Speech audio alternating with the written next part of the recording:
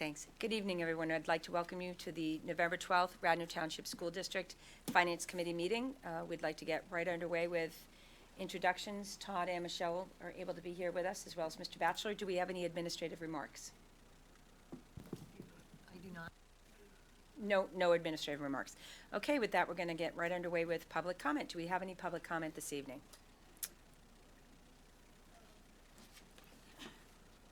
Okay. Just come forward, and if you would state your name, and we'll have you sign in the sign-in sheet afterward. Yeah. Great, thank you.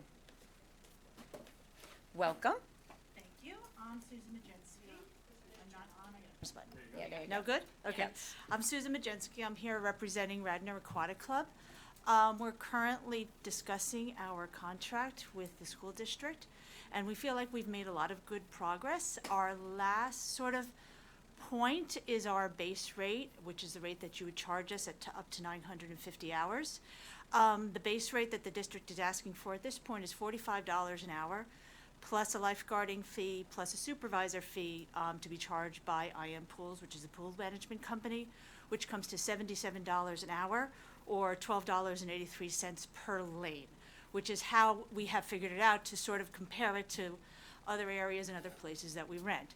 So we were told by the district that Lower Merion was one of the bases that they were going off of as a comparable team and a comparable school district to base our fee on.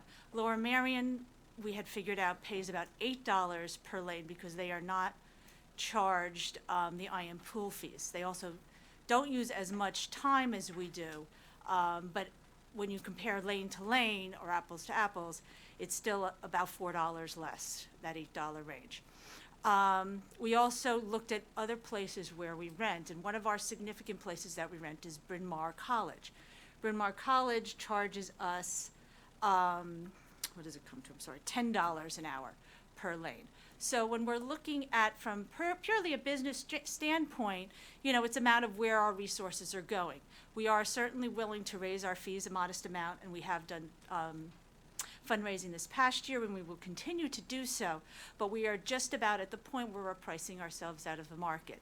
So, and what we really want to do, we're not in this to make money, of course. We are in this to pay our coaches and to train our swimmers. Right now, with the acquisition of the lesson program, we are able to train swimmers from age 4 to age 18, from learning how to swim to preparing for the Olympics. If we have to increase our hourly rate to what comes to $77 an hour for the 950 hours, we will not be able to sustain that kind of training. There's only so much money to go around. What will happen over over a period of time was we suspect that our team will not only shrink by a half or a third, but the fringe swimmers, as you might think of them, like the really high end or the really low end, are going to be able to look for other places because they have other options in this area. So what we really want to be able to do ultimately is to be a full service swim place for anyone in Radnor Township and anyone in the community that wants to swim. So this is why we're asking to be sort of meet at that. If we have to pay the overage, the lifeguard and the supervisor fee, if you'd rather not include that in our hourly rate, we'd ask that we be taken down to $35 an hour. Thank you very much. I appreciate your coming here tonight. Thank you. All righty. Is there any other public comment? Okay. Seeing none, we will move right into the approval of minutes. And I do apologize. I know Mrs. Booker is tentative to be able to come tonight. She has a work conflict, and Mr. Miller has a pressing neighborhood situation. So they're both not able to be here tonight, unfortunately. Sarah, are you okay with minutes? I was okay with Yeah, I was okay with them as well. All right, so let's move right into our agenda, board action items. Michelle, do you want to take us through them? So the board action items that you'll see on the agenda will be on the board meeting next week. It includes the standard approval of the financial reports that we do on a monthly basis.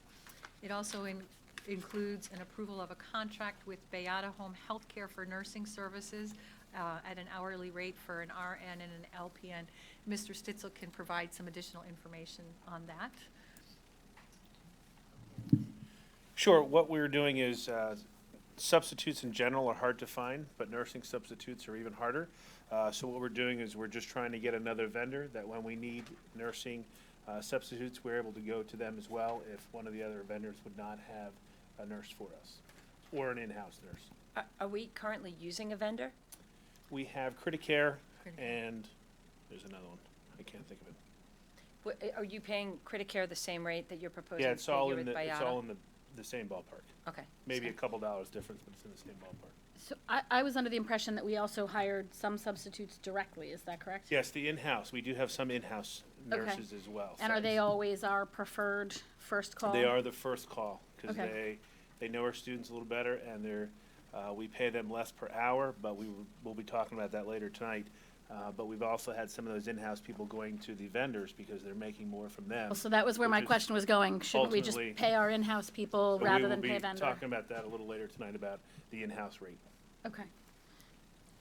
We also have approval of items to be sold, donated, or disposed of from Wayne Elementary and Radnor Elementary.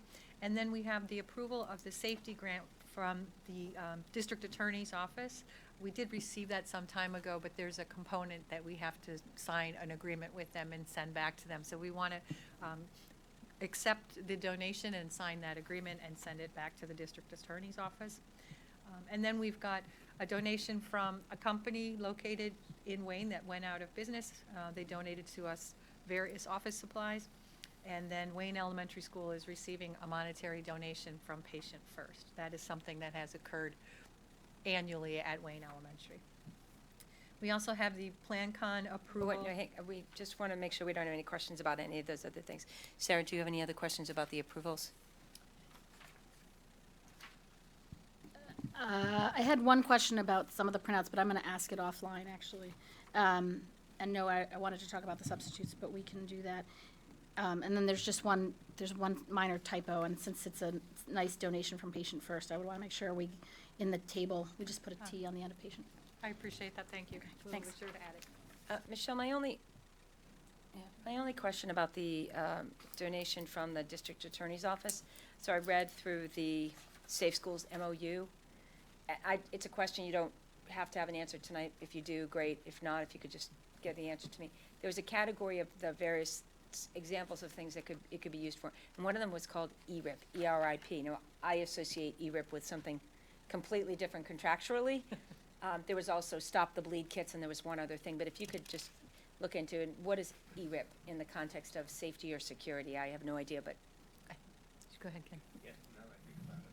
oh, okay. It is a program that is another vendor, I believe, if I recall. I will check on it, but it's another vendor where you could organize a lot of your security protocols, and you could organize, it's another vendor option. We're Okay. going with the Crisis Go. It's another vendor option that would provide you some organization of a lot of your security protocols. Got it. Something that we felt at the time, we're looking to go with Crisis Go in this case. So, and it They- only they- caught my eye because I associate that particular acronym with something Yeah, completely different. it's something to do with the security company protocol. Okay, great. So it's nice, a little $12,000. We received the grant, we just now have to formally accept it with the signature of this contract. We've received the grant, yes, and then that will formally accept it, and then Crisis Goes costing roughly $7,600, so we've got some additional money we need to ask for them to approve for some other items, which are going to be walkie-talkies and a repeater at the middle school. Great, super, thank you so much, that's great. All right, so you want to move into, so we'll see those on our board agenda, no surprise there. That's great. And we'll move right into 4.2. Do you want to do 4.2 and 4.3 together? They're both PlanCon. They're both PlanCon documents. 4.2 is just the acknowledgement and an acceptance of the paperwork that was submitted to the Pennsylvania Department of Education and then returned. No, I'm sorry, I apologize.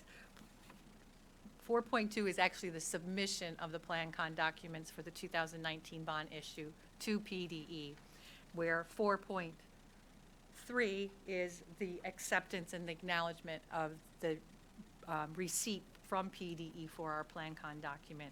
What happened was, when we filed and received our letter from PDE acknowledging our 2019 A bonds, I realized we hadn't done 2019, so that's why they're a little bit backwards.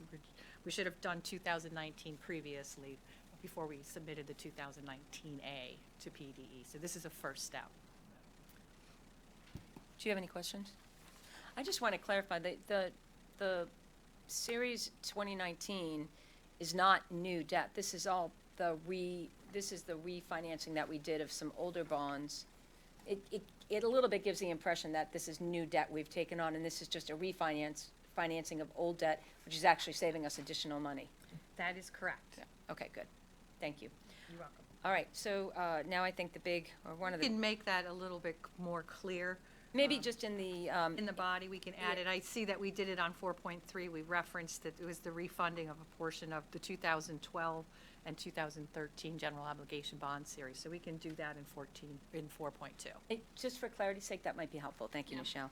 So the next one we're going to move into is 4.4, fund balance allocation. I think this is going to be the, well, a meaty one, yes. So take it away. So in your packet, you received a memo from me along with the board policy regarding fund balance, Act 48 of 2013, which is the fund balance limitations, and then 2 pages marked as draft from the audit report. The audit report on page 17 includes my recommendation for what we want to do with the fund balance.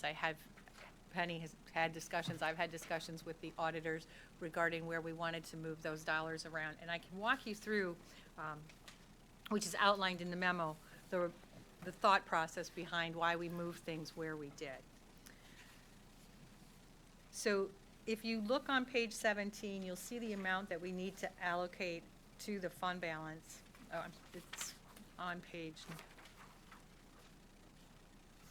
it's on page 19. So what we need to allocate from the fund balance is $1,523,834. So the first thing that we do when we look to reallocate is we look and see what the cash balance is for funds 15 and fund 17. Those are our technology fund and our teaching and learning fund. And we adjust their fund balances to their actual cash balance at 6/30. So if you look in the memo, you can see that I tell you what teaching and learning, the technology had $1.5 million in cash, and teaching and learning had $1,030,000. So in those 2 funds, that fund balance alone increased by $1,126,121. So that's the bulk of where that fund balance grew from. Michelle, hang on. I want to make sure we take this a step at a time, so if anybody's watching, we have some new board members coming on. They might watch this meeting just to keep up to speed. So the 1.126 is money that when we were in the 18-19 budget cycle, when we were in 18-19 budget cycle, we made a decision to commit that money to those 2 funds. It's a combination of that, as well as when we were doing our technology initiative and looking at what we were spending on technology, we decided not to purchase some computers that we had budgeted for in 18-19 and some other equipment that we had budgeted, because we weren't really sure if we were going to stay with iPads or if we were going to stay with or move to a different device. So we held off on purchasing that technology in that given year. And that is the largest amount of what created that big cash balance at 6/30. Okay, so then continue from there. The next thing we look at is we look at the amount committed to the Employer Retirement Rate Stabilization Fund. And what we do is we allocate, if we've not been able to use those dollars, we allocate the interest that we would have earned during the fiscal year to that fund balance. So that was $76,999, which was added to the previous year's fund balance. Then we look at the committed long-term retirement early incentive plans, ERIP, as Susan referenced earlier, and compensated absences. And we do a calculation at the end of the year where we base it on the person's actual salary, if they have vacation days that they've accrued but we haven't paid it out, and then we do an adjustment so that in the event that everyone would decide to retire and leave at one certain time or resign, and we had to pay that all out, we have the dollars set aside. Unassigned, we then look at, and what we do is we adjust that to 8% of the next year budget. So we look at our 19-20 budget, and we adjusted the fund balance to I'm sorry, I didn't bring my glasses with me. We adjusted that to 8,078,955. And then whatever's left after we make all of those adjustments, we put that into the committed for capital projects fund balance. So these are your recommendations of how we get. Sorry, so that's your recommendation of how we will get to the balance of the 1.523834. Correct. But, so when I was speaking before about the money that we allocated to technology and curriculum, if you go to, I was actually speaking about something slightly different. So if you go back to that page 17, might be 19, let me look. Yes. Oh, I'm not seeing it now. It looks different on this page. The 1 point, and then about the middle of the page, the transfers out of 1.593684. That brought the, we actually had an excess of revenues of 2.8 million. You want to look at page 19 to see that. If you look Correct, at, that's why I said yeah. 19, yes. So And in the but- middle. But in the middle of, but it was actually the 2.8 before we did the transfers out. And the transfers out were the 1.593.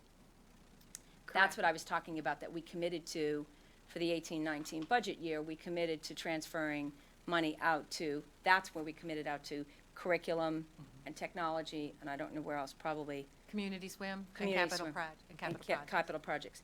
So this 1.5, and it's a little bit confusing that the numbers are similar to say, but that 1.593 was something that we committed to in the 18-19, for the 18-19 budget cycle when we worked on that budget. And now this additional 1.523, the bulk of it we're recommending sending over to curriculum and technology initiatives, correct? So the reason I'm requesting that you increase the fund balance for those by that substantial amount is because that's what their cash was at June 30th. We always adjust their fund balance to be equal to what their cash value was at June 30th of the previous year.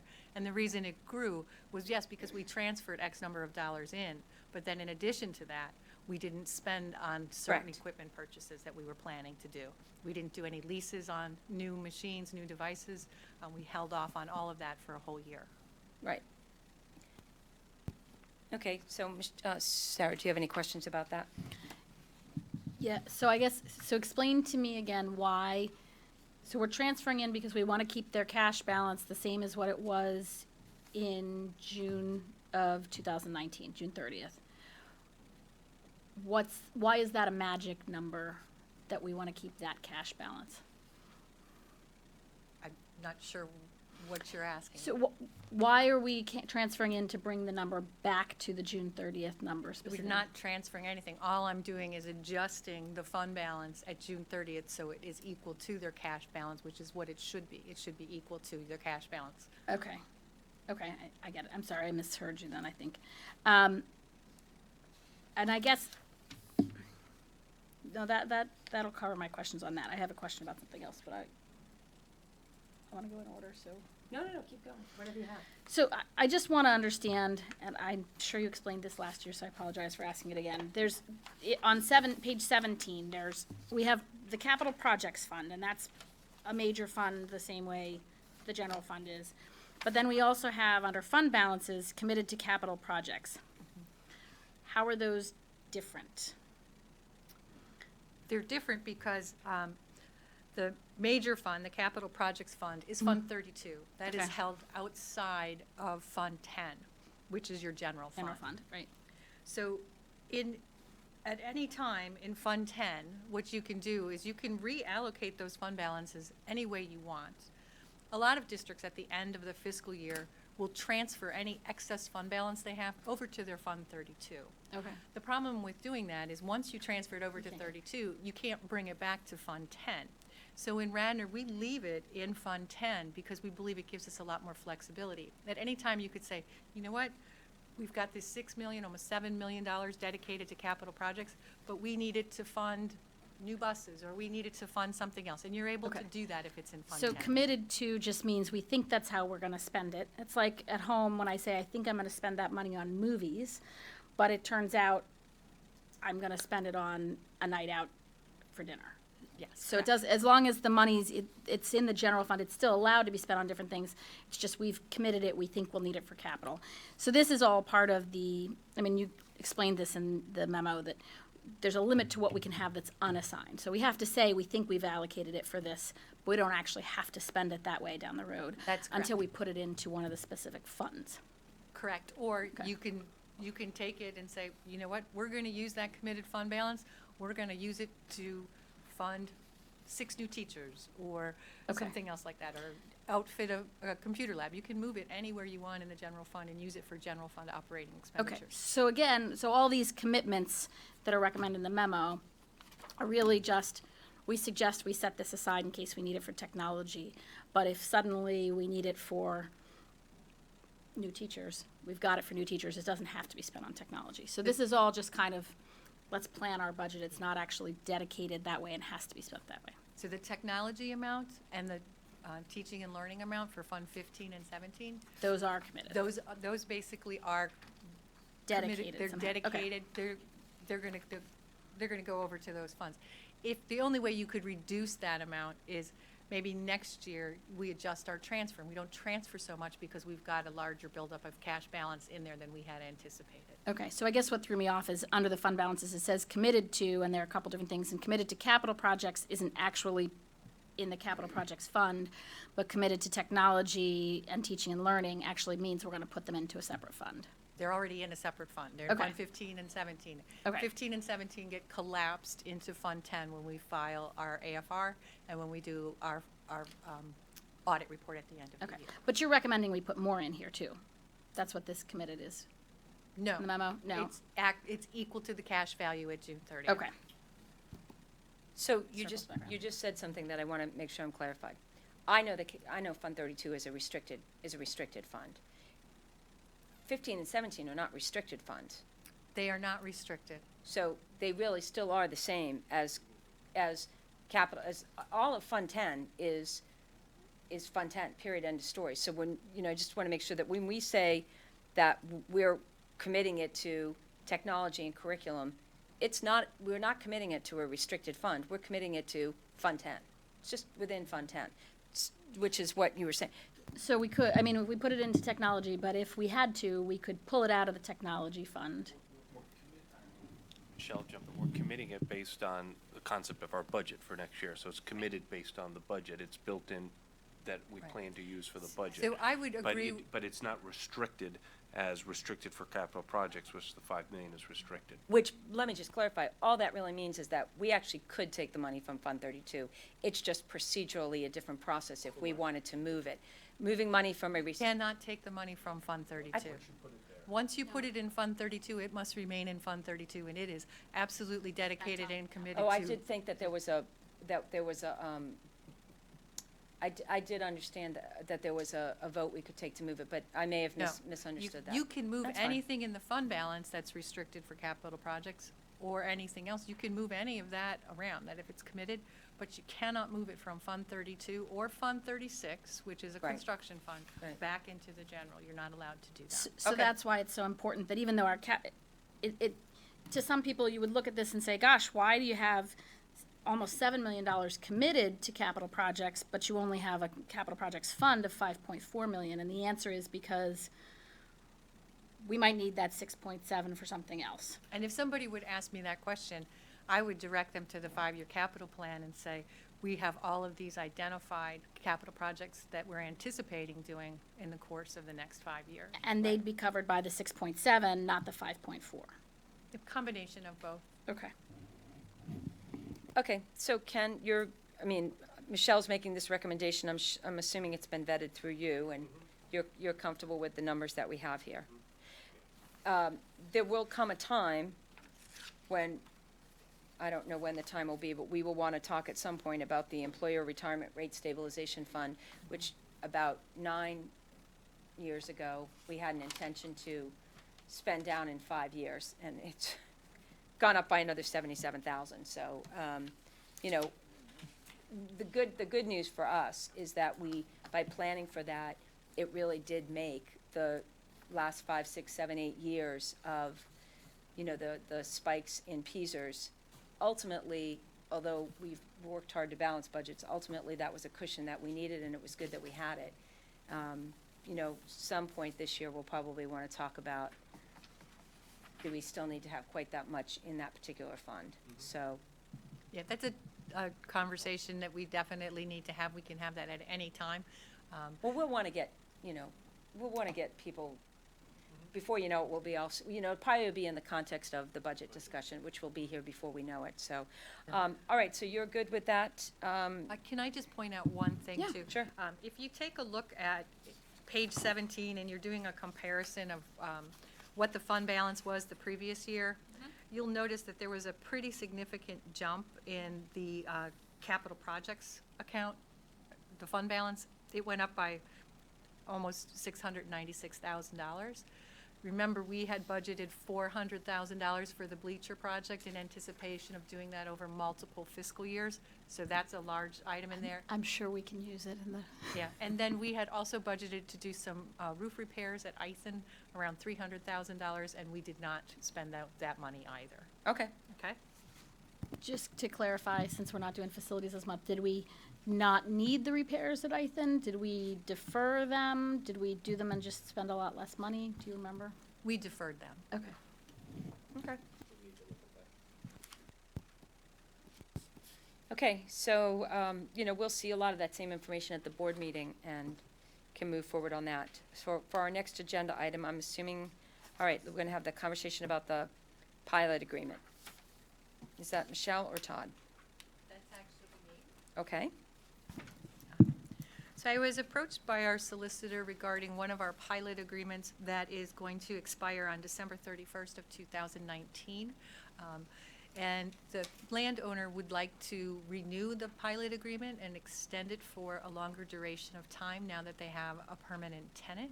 So the solicitor is asking for permission to enter into conversation with the landowner regarding the agreement in lieu of taxes.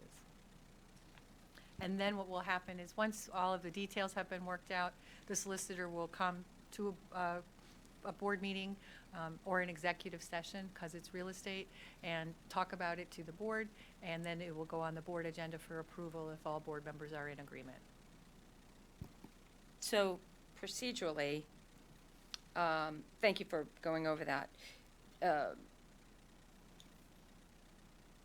We'll just need to, they're just at this point looking for approval from the board to even go engage with the Jewish Federation, the property owner.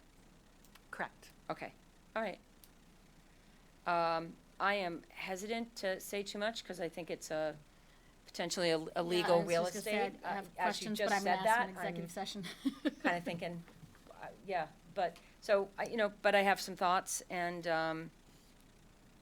you know, we can certainly run it by the board, say what they say. And we never put the name of the landowner on the Oh, agenda. I'm so sorry, it's on the attachment. It's probably, oh, it is on the attachment. Yeah.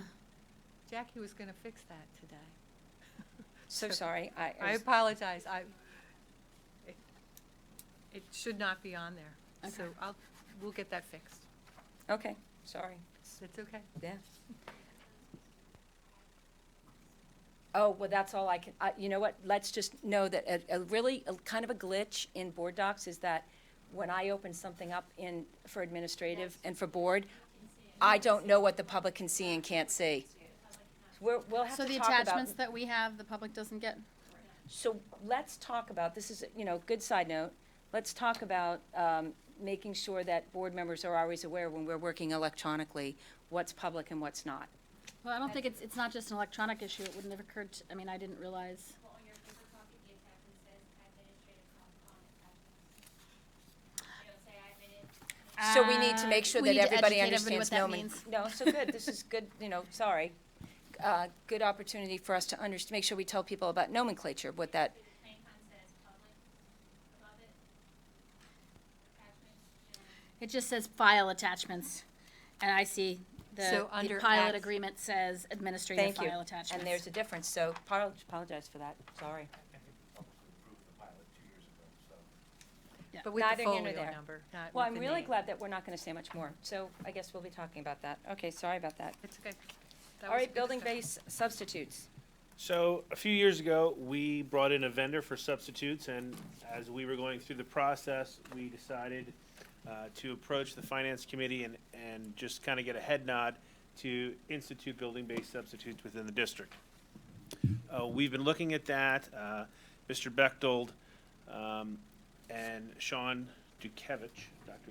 Dukevich, and I have been discussing it, and we think it's time to up that number a little bit. So we're just kind of coming back to the finance committee to let you know that, as we talked about before, we were going to evaluate it. So we've evaluated it, and we believe we need to increase it slightly because our substitute rates are a little low based on the current economy that we have. The substitutes have gone down. So we're trying to acquire more that we can get a better fill rate percentage.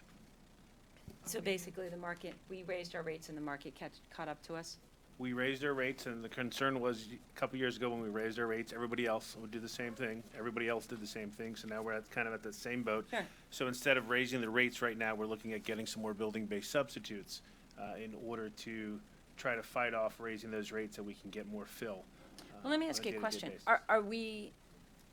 Are we keeping, I'm sorry, let Sarah go go ahead. first. No, go you're ahead. sure. The building substitutes, the reason we did that was it was an intention that it was gonna help us with fill rates. Correct.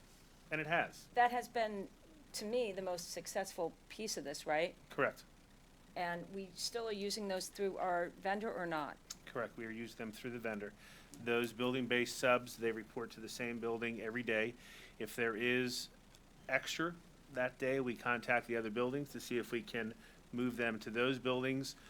If there is no need in those buildings, which very rarely happens, we would have them maybe fill in for a substitute para or those type of things. And how many, just so we know, how many do we currently We have? currently have 16 in the district. There's 4 at the high school, 4 at the middle school for 8, 3 at Wayne Elementary, which takes us to 11, plus 3 at Radnor Elementary, which takes us to 14, and plus 2 at Ithan Elementary, which takes us to a total of 16. Wow.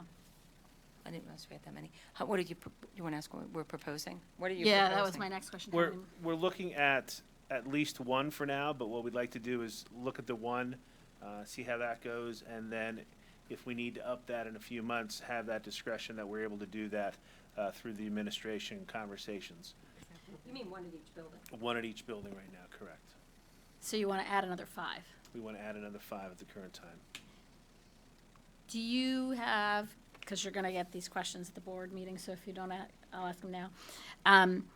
Can you tell us how often you've ever had a day where we weren't using all of these subs for something? I can look into, try to get the specifics, but I'm going to say, looking at Principal Kevgis and Mr. Bechtold, I'm going to say at least at the high school, maybe less than a handful in a given year where we've had extra. We need the subs. It would be very helpful because if we're short on subs. Yeah, Sure. maybe Yeah, just say Dan, come up so thanks. people can hear. Principal Kevgis, feel free to come up as well.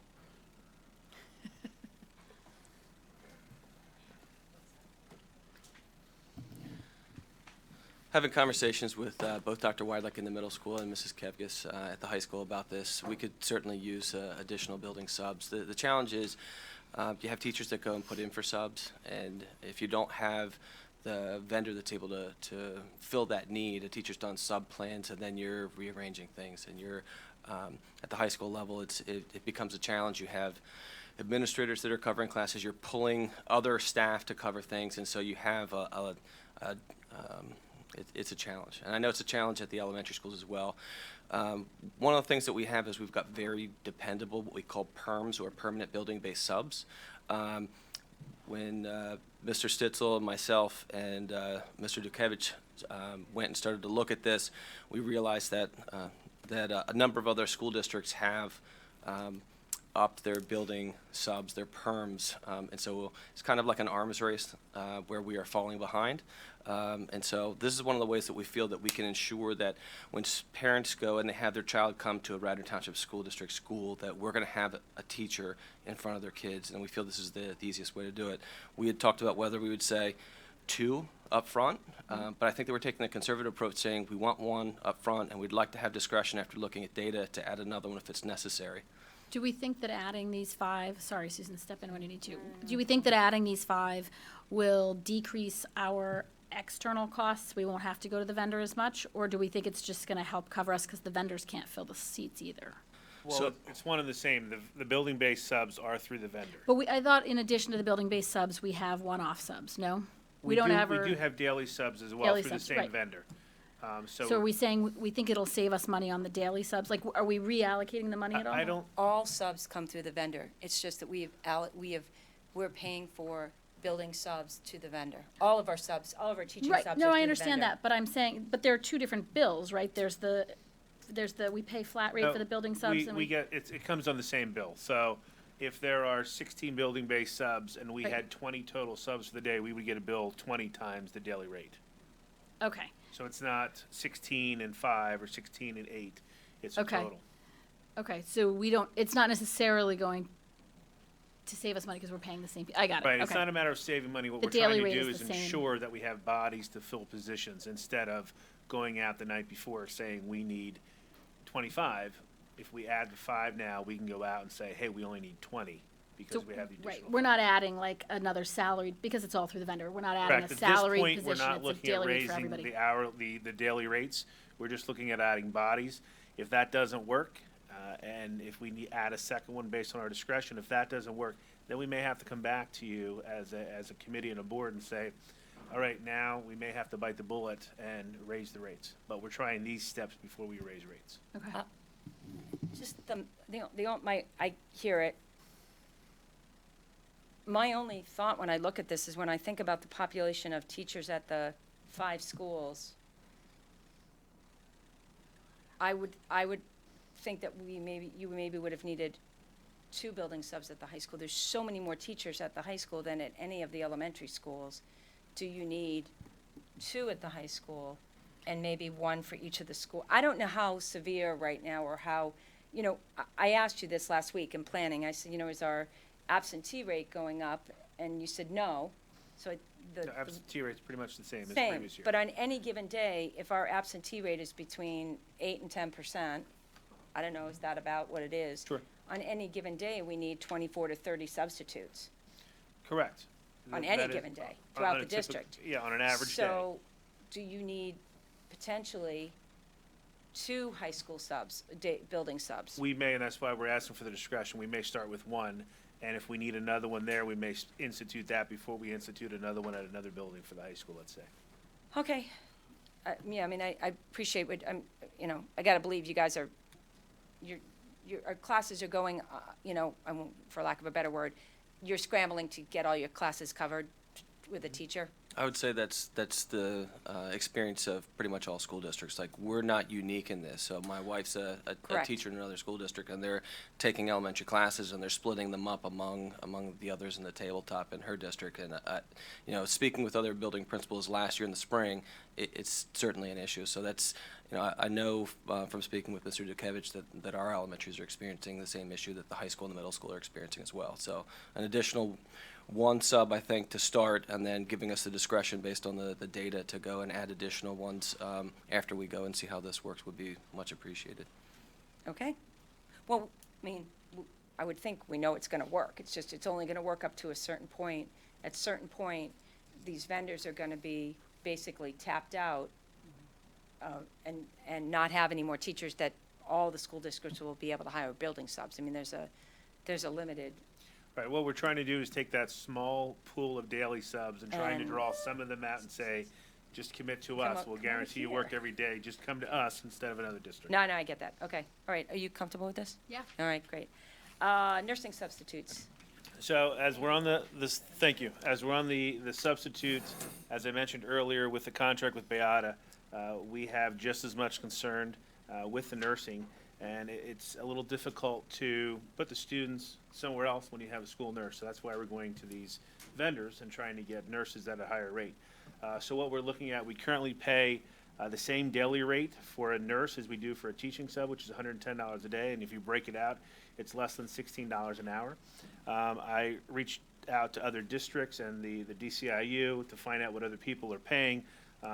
And basically, if we come in at the upper end of the middle pack, which would be $29 an hour, plus our payroll, those type of things, it would still be less than $40 an hour. And as you saw for the contract, we're over 50, so we'd still be saving money. So the recommendation would be to raise our daily rate or make it an hourly rate for our nurses of $29 per hour for our in-house staff. And we believe we can attract some of those people that have left to go to a vendor to come back to us.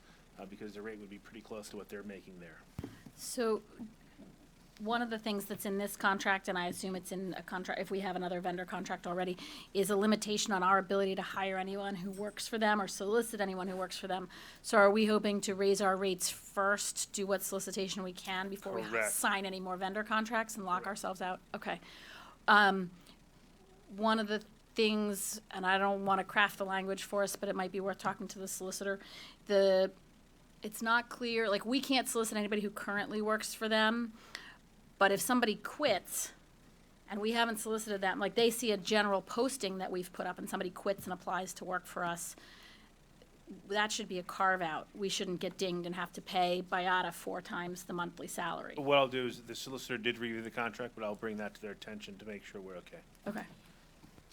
So, a little bit different scale of numbers, but, you know, I wonder if it might make sense to look at doing so just like we did building-based substitutes for teachers. Oh, boy, my Boston came out, sorry. For teachers, if we committed to a district nursing substitute every day, you know, if we contracted a nursing substitute, you know, and guaranteed them every day. Now, maybe it's different because it's through an agency with the substitutes, then they're a contracted person. I just wonder if my concern is this.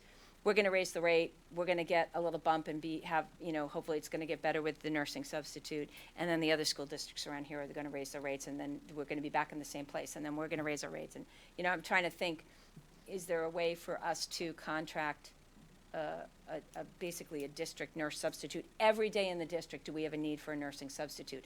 I know we have a need for, 8 to 10% of the teaching substitutes, but is our absenteeism or is our shortage of nurses in the district, does it rise to the level of hiring basically a district-level substitute? Would that be the way to try to address this? It's a great thought, and we've talked about possibly doing that or hiring another nurse if the budget Yeah. can foresee that. Ultimately, field trips seem to be a big issue for us, so if we Sure. could potentially hire a nurse, that would be kind of our first line of defense for field trips. That would help us out tremendously, but floating substitute is something that has Thank been you, bounced that's the around. word. Yeah, I mean, 10 years ago, you weren't necessarily having to have a nurse on every field trip. Correct. It's probably getting pretty close to be that. Do we have a field trip every day or most every day? We have multiples in a given day. So the Department of Teaching and Learning and I have had just very basic conversations about how that's going to work in the future, and it may end up, and I'm not quoting this, but it may end up that maybe it's only one field trip per day to kind of allow that nurse to go. But again, very preliminary conversations. We're not committing to anything, but it's a topic that Sure. I've been thinking of in my head to see if that's realistic, and ultimately I'll bounce it by the directors of teaching and learning. Sure. But if we did something like that, then that would afford us the ability to, instead of trying to always hire a substitute, hire a field trip nurse. How would Correct. you like to go see all the sites in Philadelphia? Correct. Okay. All right. Well, I mean, again, this is going to be a conversation for the budget cycle as you guys are looking at Agreed. personnel, and I'm sure we'll be hearing more about that, in the next few months. Yeah, Okay. no, but it is, I mean, and it's clearly a concern in the industry because the BIATA contract repeatedly says, we don't guarantee services, we don't guarantee that we'll be able to provide anybody, which Right. isn't very reassuring. Okay. Just mindful of the time, these next two basketball coaches. So, Principal Kevkis, if you'd like to come up, we're basically trying to get some consistency among like sports. So I will turn it over to Principal Kevkis, and she can kind of fill you in where we are. Hello. I won't keep you long. Mr. Friel and I have taken a look at all the different sports at the high school to make sure that we are being equitable in terms of coaches. So looking at the needs that we have, it came up that our girls and boys basketball teams desperately are in need of an assistant coach. So looking at, teams along the same lines with a similar population, for example, boys cross country, girls tennis, boys baseball, girls softball, and boys tennis all have assistant coaches in place. So we're trying to meet the needs of the kids and make sure that they have the support in place. And, Sarah, do you have a question? Okay. So, so season starts soon. Mm-hmm. Do you feel like you'll be able Tryouts to, will start on the 18th. and do you feel like you'll be able to fill the slot? I think we could very easily fill the slot. Okay, so this is about bringing parity to, so how many coaches are you talking about? How many teams? There's a girls and a boys varsity, Two right? coaches total. Right. Okay. You know, And they're assistant coaches that we're hiring, or Assistant, coaches? yes. Okay, because I thought I saw Assistant. somewhere JV, and so I got confused. This will be assistant to varsity. Assistant to varsity. Mm-hmm. I mean, has the program grown? There's more kids, the same kids? I think I'm remembering why this conversation is coming up right now. So, yes, okay. You've got my support. I know what We it's don't have about. a specific number because that would obviously we'd be based on the experience of the coach, and we'd put them on that coach. But you got that matrix. You've got Correct. the, We would follow do. the matrix. right. But that's why when we would put it on for board agenda for approval for next week, Mm-hmm. or with the name, we don't know the price at this point. Okay. And Sarah, I believe that in my board update, I put that they were JV coaches. Okay, I was like, where That's- did I see think- that? I'm pretty sure that I did. Okay. And that was an error on my part. Okay, Okay. no, that's fine, thanks for clarifying. Alrighty. Workers' compensation, thank you. Oh, okay. Thank you. We'll put it on the Thank board you. agenda. You're okay with it, right? Yeah, no, we're good with it. So over the last 2 years, I've heard more complaints about our workers' comp carrier, and the rates have gone up. So I decided to go out and get some quotes from companies. The last one should be coming in either my mailbox now, my inbox, or tomorrow morning. And then ultimately, if we can run the contract of the best price pastor solicitor, I'd like to get it on the board agenda for the board for the 19th. There would be a savings, I'm guessing, of probably in the significant $70,000, $80,000 range with what I'm seeing so far, maybe a little larger. That'll help pay for the coaches It will, and Very we'll good. have better customer And service nursing because I've done. substitutes. and nursing substitutes. I've done some reference checks on the companies that are giving us bids, and everything I've heard from other school districts are good. That Good. was my question, the references, great. Great. Okay, perfect. Well, we look forward to you having some numbers and hard numbers to put on a board agenda. All right, Great. thank you. super. Hey, Todd, just one question. When you talked to those references, did they tell you, because I'm assuming this is part of what happens, if their rates went up precipitously after the first or second year? If the experience stayed the same, they did not go up based on my Okay. calls. I also asked them how their customer service was, and ultimately, if they would be out shopping, would they take this vendor as one of their accepted vendors, and it was yes. Okay, great, thanks. Sure. Do you have any new business? I do not. Okay, great. Do we have any public comment? All right, seeing none, our meeting's adjourned. Thank you, everyone. Thank you for getting through us. That was a long agenda. Thank you, appreciate it. Yeah, thanks. Take care.